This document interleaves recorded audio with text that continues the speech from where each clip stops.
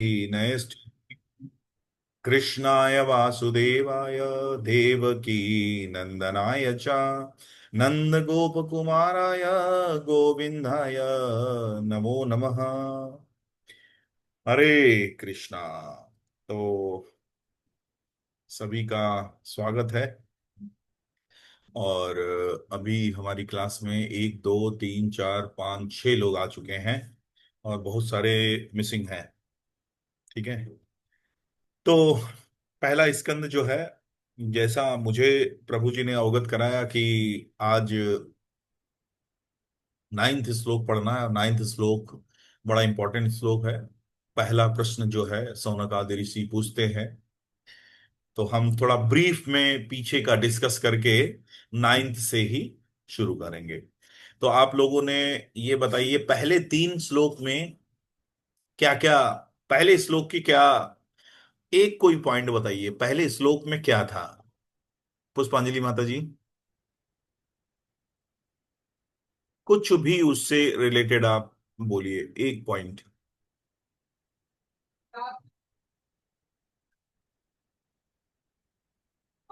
पुष्पांजलि माता जी अनम्यूट करिए।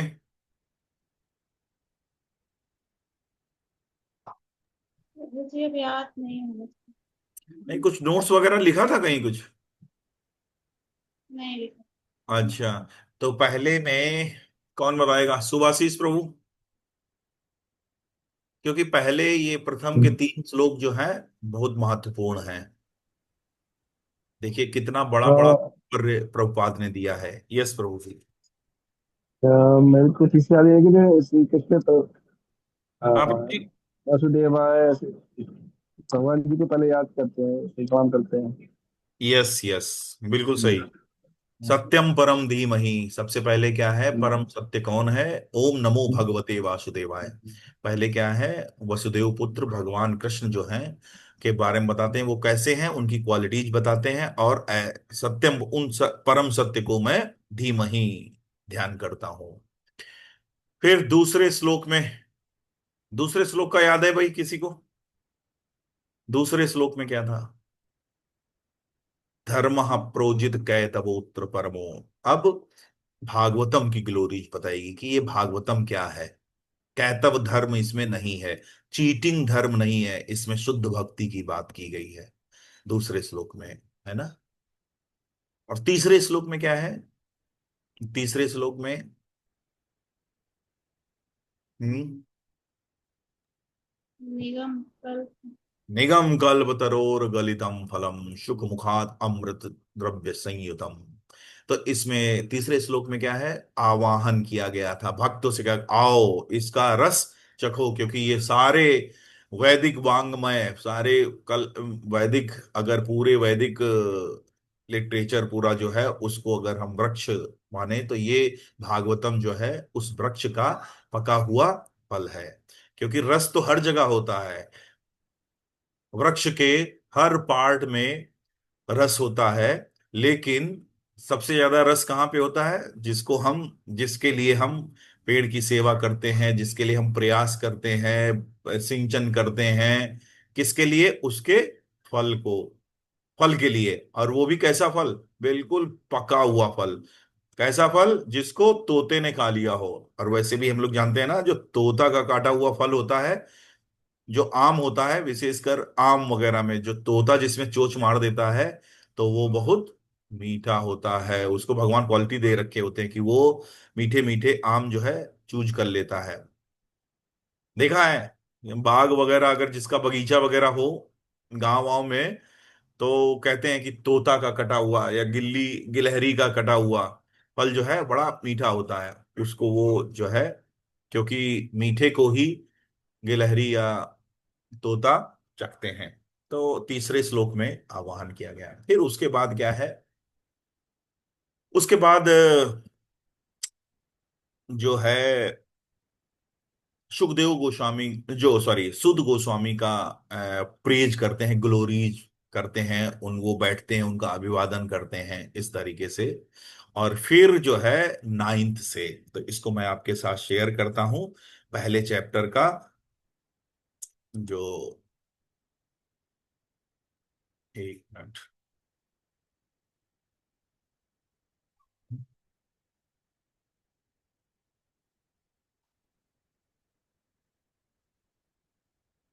यस, क्या दिखा सभी को स्क्रीन पे? जी। आ ओके। रहा है। जी ठीक है, थैंक यू। तो यस, तो यहाँ पे क्या है, पहला चैप्टर क्या है, पहले चैप्टर का नाम है मुनियों की जिज्ञासा। ये क्या सर? यस, तो इसमें क्या किस तरीके से किया गया है, पूरे टोटल जो है उसमें 23 वर्सेस हैं इसमें। पहले में 23 वर्स हैं। एक मिनट। हाँ ठीक है, तो छोटा अध्याय है ये, छोटा अध्याय है। तो पहले में तो ये प्रिल्यूड है। हाँ, ये अभी हमने चर्चा किया। तो डेफिनेशन ऑफ ऑब्सोल्यूट ट्रुथ पहला श्लोक, और दूसरे में glories of Shrimad Bhagavatam, actual religion क्या है, क्योंकि उसमें कैथल धर्म, चीटिंग धर्म, चीट करने वाला धर्म जो है उसकी बात नहीं की गई है, शुद्ध भक्ति की बात की गई है। और तीसरे में क्या है, इनवाइट किया गया है भक्तों को उसका रस लेने के लिए, जो पका हुआ रस है जो सुखदेव गोस्वामी ने चख चुके हैं, वो पका हुआ रस जो है, पके रस से भरा हुआ पका हुआ फल को चखने के लिए आवाहन करते हैं। और फिर 4 से लेके 8 तक जो है सुध गोस्वामी की को ग्लोरीफाई करते हैं।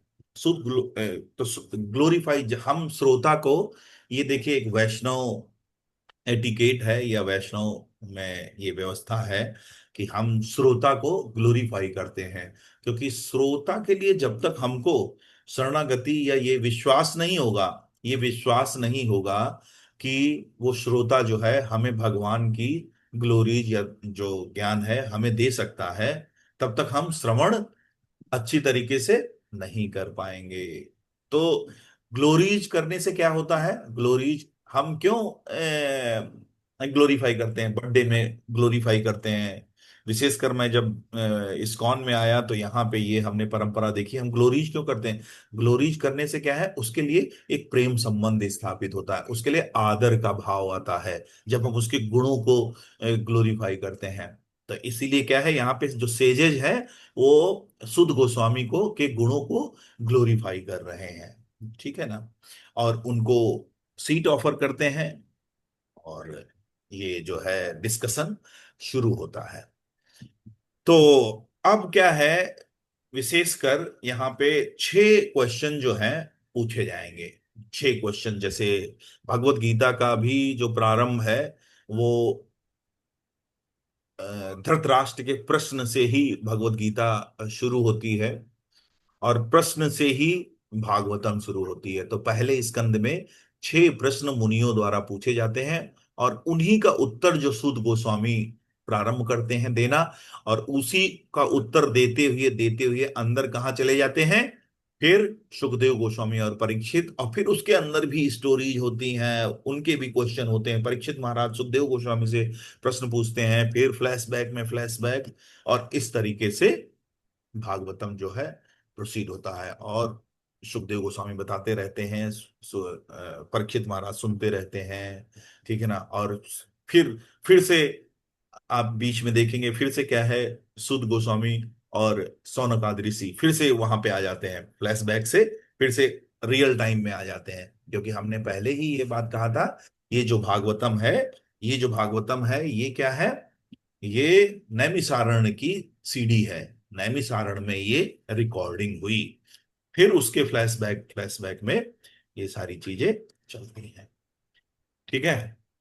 तो अब हम पहला प्रश्न जो है, जो सुद गोस्वामी सुद गोस्वामी से पूछा गया, वो पढ़ते हैं। तो ये 6 प्रश्न के जो श्लोक हैं वर्ड्स हम याद भी कर सकते हैं। और देखिए ये प्रश्न जो है, यहाँ पे एसोसिएशन किसका है, यहाँ पे सेंट बैठे हुए हैं, सेजेस बैठे हुए हैं, ठीक है ना, सेंटली पीपल बैठे हुए हैं। तो यहाँ पे जैसे एक मैटेरियल सभा में हम बैठेंगे, ऑफिस में हम ये बात कर सकते हैं कि ये बताओ आईपीएल कौन जीतेगा, क्या चल रहा है, कौन आगे चल रही है टीम, ठीक है, पाकिस्तान और वो क्या हो चुका है, ये बताओ। ये प्रश्न, ये क्वेश्चन करेंगे कि ये बताओ इन्वेस्टमेंट कहाँ करना चाहिए, कैसे करना चाहिए, ठीक है ना। तो वहां पे क्या होते हैं, ये प्रश्न जो होते हैं ये हमारे एक लिमिटेड दायरे में होते हैं, ठीक है ना। लेकिन एक सेज जो होता है, एक साधु जो होता है, साधु जो होता है वो कैसे प्रश्न पूछता है, उसके प्रश्न और उत्तर क्या होते हैं, उसके प्रश्न क्या होते हैं, वो प्रश्न संकीर्णता भरे नहीं होते हैं, वो प्रश्न होते हैं बहुत बृहद होते हैं, बहुत बड़ा उसमें विषय कवर किया जाता है। तो ये 6 विषय जो हैं, ये कहीं संकीर्णता के 6 प्रश्न नहीं है कि जिसमें संकीर्णता हो, इसमें बहुत बड़ा बृहद है।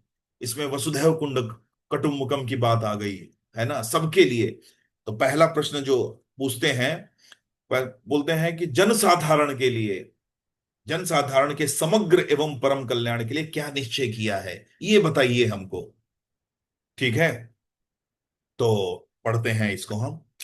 तत्र तत्राजसा आयुष्मन भवता युधिष्ठिनितम् पुंसामेकान्ततः श्रेयस्तत्राशंसितुम् अर्हसि। तो अतएव दीर्घ आयु का आशीर्वाद प्राप्त होने के कारण आप सरलता से समझ में आने वाली विधि से हमें समझाइए कि आपने जनसाधारण के समग्र एवं परम कल्याण के लिए क्या निश्चय किया है। जनसाधारण के लिए पूछ रहे हैं यहाँ, हालांकि वहां पे भी 88,000 ऋषि बैठे हुए थे। तो उन्होंने, सुद गोस्वामी जो सौनक आदि ऋषि थे, उन्होंने ये प्रश्न नहीं किया कि हमारे लिए क्या उत्तम है, हमारे लिए क्या उत्तम है। उन्होंने बोला पुमसाम, पुमसाम, पुमसा मतलब, ये वर्ड और भी कहीं सुना है आपने, पुमसा, पुमसा, ये कहीं और भी श्लोक में पुमसा माने व्यक्ति, जीव, जनसाधारण, ये पुमसा, पुमसा, याद नहीं आ रहा है, ये बड़ा फेमस श्लोक है।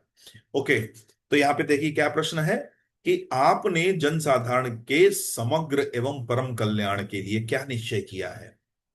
तो इसमें 2 शब्द कहे हैं, समग्र एवं परम कल्याण। समग्र मतलब बहुत लिमिटेड नहीं, समग्र, पूरी तरीके से, पूरी तरीके से जो बेनिफिशियल हो, वो विधि आप बताइए, वो विधि हमको समझाइए, और जिससे कि जनसाधारण का परम कल्याण हो सके। क्योंकि क्योंकि नैमिषारण्य में क्या हो रहा था, पीछे आपने सुना होगा कि 10,000 वर्षों से, 10,000 वर्षों से जो है वहां पे यज्ञ कर रहे थे, और ऋषियों ने कहा कि हमारे मुंह काले हो गए, हमारे जो है धुएं से, यज्ञ के धुएं से मुंह काले हो गए, लेकिन चित्त का मार्जन नहीं हो पाया। तो इसलिए कहते हैं जनसाधारण के लिए हमको मार्ग बताइए जिससे उसका समग्र कल्याण, पूरी तरीके से उसका जो है परम कल्याण हो सके। तात्पर्य पढ़ेंगे। श्रीमद् भगवद गीता में आचार्य की पूजा की संस्तुति की गई है। आचार्य तथा गोस्वामी निरंतर जन साधारण के कल्याण, विशेष रूप से उनके आध्यात्मिक कल्याण के विषय में विचारों में लीन रहते हैं। तो इसीलिए वो कह रहे हैं परम कल्याण, क्योंकि कल्याण, जन साधारण का कल्याण कैसे हो जाएगा, अगर उसकी रोटी कपड़ा मकान की नीड पूरी कर दो, ठीक है, तो जन साधारण का हो जाएगा। और देखो गवर्नमेंट बहुत सारी स्कीम निकालती है, बहुत सारी चावल बांट रही है, फ्री में चावल बांट रही है, उज्ज्वला योजना है, बहुत सारी योजनाएं हैं, लेकिन क्या कल्याण हो गया? कियोस्क बढ़ रहा है, कोई कल्याण नहीं हुआ। तो यहाँ पे जो है किसकी बात कर रहे हैं, आध्यात्मिक कल्याण। क्योंकि एक बार अगर आध्यात्मिक कल्याण हो जाएगा तो भौतिक कल्याण मतलब बहुत उसी अम्ब्रेला में आता है। आध्यात्मिक अगर विकास हो गया, आध्यात्मिक रूप से वो उसने अपने को विकसित कर लिया, तो मटेरियल प्रोग्रेस ऑटोमेटिकली पीछे पीछे चलेगी। तो आध्यात्मिक कल्याण होने पर भौतिक कल्याण स्वतः हो जाता है, ठीक है। तो इस तरीके से ये पहला प्रश्न पूछते हैं, और फिर इनके उत्तर चलेंगे। अभी देखिए यहाँ पे इंटरप्ट नहीं किया, यहाँ पे जिस प्रकार से भगवत गीता में पहले अध्याय में भगवान कृष्ण जो है कुछ नहीं बोले थे, सुनते रहे थे अर्जुन की सारी बातें। ये बता रहा था, वो कारण बता रहा था कि हम युद्ध नहीं करेंगे, बड़ी ज्ञानपूर्ण बातें कर रहा था, बहुत सारी 5 कारण बताए थे अर्जुन ने, भगवान बिल्कुल नहीं बोले थे। तो यहाँ पे क्या है, यहाँ पे क्या है कि अभी इंटरप्ट नहीं करेंगे। जो सौनक आदि ऋषि हैं वो बिल्कुल, सुद गोस्वामी बिल्कुल इंटरप्ट नहीं करेंगे। तो अब अगला श्लोक, अगला बहुत महत्वपूर्ण श्लोक है, याद भी रखना है हमको, ये जरूर जरूर याद रखना है, मार्क कर लीजिए बिल्कुल। 1110। प्रायेण अल्प आयुषः सभ्या कलौ अस्मिन् युगे जनः मंदः सुमंद मतयो मंद भाग्यो ही अपद्रता। हे विद्वान, कली के इस लौह युग में मनुष्यों की आयु कम है, वे झगड़ालू, आलसी, पथभ्रष्ट, अभागे होते हैं, साथ ही साथ सदैव विचलित रहते हैं। ठीक है।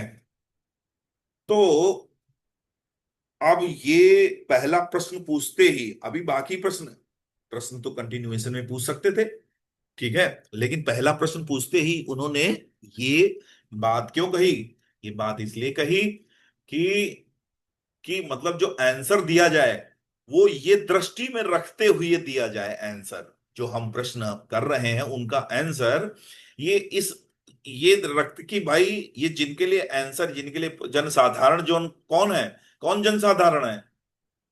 जनसाधारण जो है वो क्या है? कलयुग के लोग। और वो कैसे हैं? कैसे हैं? उनकी आयु कम है, झगड़ालू हैं। वो क्या है? झगड़ालू हैं, आलसी हैं, पथभ्रष्ट हैं, अभागे हैं, और साथ ही साथ बिविल्डर्ड रहते हैं, विचलित रहते हैं। तो ऐसे लोग हैं, ये जो जनसाधारण है वो ऐसे लोग हैं। तो ये ध्यान में रखते हुए आप हमको उत्तर दीजिएगा, ठीक है ना? तो फिर इसका बहुत अच्छा व्याख्या की, तात्पर्य किया है प्रभुपाद ने, बहुत बड़ा तात्पर्य बताया है। ठीक है। तो आलसी का कहने का मतलब क्या है? भौतिक दृष्टि से आलसी तो होते ही हैं, मुख्यतः वो आध्यात्मिक साक्षात्कार भी के लिए भी आलस में रहते हैं। वो आइडेंटिटी अपने को ही नहीं पहचान, दुनिया एक्सप्लोर करते रहते हैं। कितना बड़ा मतलब आयरनी है कि दुनिया एक्सप्लोर करते रहते हैं, स्पेस और कहाँ कहाँ। मेरी वो क्या नाम है, अर्थ के सबसे नीचे पॉइंट पे पहुंच गए, सबसे ऊपर पॉइंट पे पहुंच गए, हर मरुस्थल में पहुंच गए, हर फॉरेस्ट में पहुंच गए, लेकिन अपनी आइडेंटिटी जो है वो एक्सप्लोर नहीं कर पाए। उसके लिए क्या है, वो उसको इंपॉर्टेंट नहीं समझते हैं, उसके लिए कह सकते हैं क्या है, उनको आलस है, लेजीनेस है। इसकी कहीं कोई बात ही नहीं करता है, आत्म साक्षात्कार की कोई बात ही नहीं करता है। बड़ी बड़ी हार्वर्ड बिजनेस स्कूल, ये बिजनेस स्कूल, वो MIT, Massachusetts institute of technology, लेकिन वहां पे कोई ऐसा डिपार्टमेंट नहीं है जो जड़ और चेतन, ठीक है ना, वहां ऐसी बात की जाए। अब ये क्या है, इस्कॉन के प्रयास से कई ये यूनिवर्सिटी जो है वहां पे एक विंग है, इस तरीके से वेदांत दर्शन, कई कई IIT वगैरह में वेदांत और इन सब चीजों पे थोड़ा स्पिरिचुअलिटी में इधर प्रोग्रेस हुई है। जो वो अपना एक विंग या डिपार्टमेंट है, रेगुलर सेमिनार कराते हैं इस तरीके से। लेकिन कहीं कोई, तो इस दृष्टि से जो है आलसी बोला है, कम आयु है, अल्पायु, क्योंकि रूटीन और भोजन, रूटीन और भोजन। तो इस कारण क्या है कि कलयुग में अल्पायु है, झगड़ालू है। झगड़ालू क्यों है? झगड़ालू क्यों है? क्योंकि संकीर्णता है, क्योंकि संकीर्णता है। और जब संकीर्ण होता है, मन से बुद्धि से संकीर्ण होता है व्यक्ति, तो वो बहुत लिमिटेड उसकी सोच होती है, और वो सारी क्या है, वो सारी सोच जो है उसकी स्वयं पे आधारित होती है, वो कहीं ना कहीं स्वयं पे आधारित होती है। तो जैसे ही उसका डिस्टर्ब होता है, जैसे ही उसका ग्रेटिफिकेशन, ठीक है ना, जैसे ही उसको इस चीज का आभास होता है कि जो हमारी संकीर्णता, जो हमारी सोच है वो डिस्टर्ब हो रही है, वो इसके होने से डिस्टर्ब होगी, ये कार्य अगर ऐसा करेगा तो डिस्टर्ब होगी, हमारा ग्रेटिफिकेशन डिस्टर्ब होगा, तो वो क्या होंगे? झगड़ालू प्रकृति के होते हैं। तो इस तरीके से जो ऋषि थे उन्होंने पहले पहला प्रश्न करते ही सुद गोस्वामी को ये हिंट दे दिया कि आप जो है हमारी जिज्ञासाओं का जो उत्तर देंगे तो इन सारी बातों का ध्यान रखते हुए। अब इमीडिएट 11th में दूसरा प्रश्न पूछ लेते हैं। तो बस यहाँ पे हम क्लोज कर देते हैं। अभी यहाँ पे 9:36 हो गया है। ठीक है। और आप लोग फिर से मतलब रेगुलर रहिए, है ना। आज तो आए ही नहीं बहुत लोग। हम्म। सुभाषिस प्रभु, रेगुलर रहिए बिल्कुल। ठीक है ना, फिर से हाँ, रिज्यूम कर। अगली क्लास तो परसों होगी ना। हाँ प्रभु जी। अगली क्लास परसों ही होगी ना। अगली उस क्लास दिन छोड़ दो। बुधवार को होगी भागवतम की, और कल तो भगवत गीता। मंगल और शुक्र, मंगल बृहस्पति और शनिवार को भगवत गीता, और सोमवार बुध और शुक्र को भागवतम। ठीक है प्रभु जी। ठीक है मैं। हाँ। तो यस, किसी को वो कुछ शेयर करना है, कुछ बोलना है, कुछ पूछना है? ठीक है। प्रभु तो जी यहाँ इसी जी, इसी ये जो अभी कलयुग की बात कर रहे हैं। किसकी? कलयुग में लोग ऐसे, कलयुग की बात अभी हो रही थी ना, कलयुग में लोग आलसी होते हैं। हाँ हाँ और लेकिन अभी जैसे मैंने इसी तो कलयुग तो अभी शुरू हुआ था। हाँ हाँ। जैसे अभी चल रहा था ना इसमें, जब परीक्षित महाराज जब चले आते उसके हाँ बाद ही कलयुग शुरू होता था। जी जी तो जी। कैसे बात कर रहे हैं, ये थोड़ा सा डाउट था। हाँ, तो ये कलयुग के प्रारंभ की ही बात है, नए विचारण की जो है बात, हम्म, वो कलयुग के प्रारंभ की ही है।